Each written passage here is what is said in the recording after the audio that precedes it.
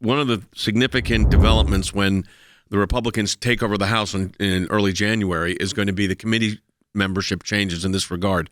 The Republicans will now be the chairman of each of these committees. So Jim Jordan, for instance, who is the ranking member of the Judiciary Committee, will become the chairman of the Judiciary Committee. And he's already laid out an agenda on the appropriateness of investigations. You remember the previous Judiciary Committee had no problems.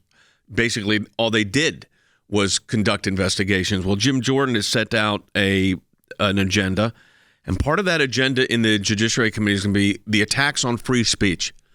Because we don't view it that way. That was that whole Ministry of Disinformation, and they called it the Ministry of Truth. The liberals used to be the pro-free speech group. Not anymore.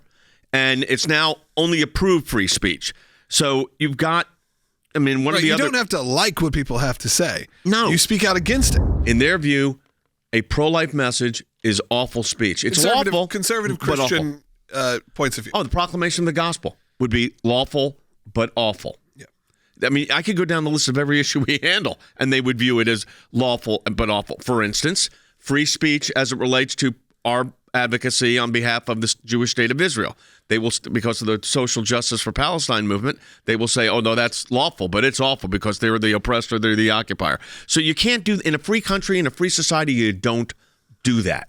We don't allow this kind of government Ministry of Truth censorship. Jim Jordan also, Logan, is talking about what appears to be a situation within the Federal Bureau of Investigation purging conservative employees, especially whistleblowers. Yeah, and a warning came out, remember, to those whistleblowers, don't, speak to the government, basically to the Congress. Yeah, don't speak. You have no voice in this situation. But now when their voices are heard and maybe they have a slight conservative leaning or something like that, they're all of a sudden removed. And this is a real issue that he has brought up. This is some conspiracy theory we're throwing out there. This is something that Jim Jordan has come out and say, yeah, this has really happened. One of the things that Jim Jordan wants to do, which I think is a really good thing, is he wants to have oversight over the Clapper-Brennan.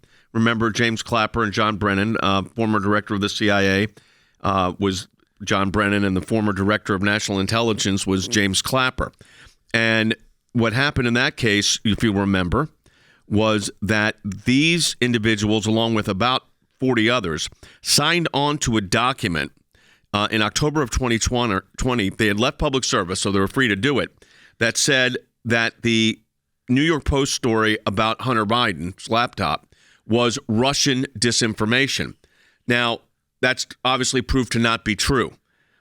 Jim Jordan wants oversight hearings on how in the world were these guys putting this out there. Again, it's not illegal for them to say it, but it was, this misinformation is not a one-way street. By the way, I don't think you censor these people.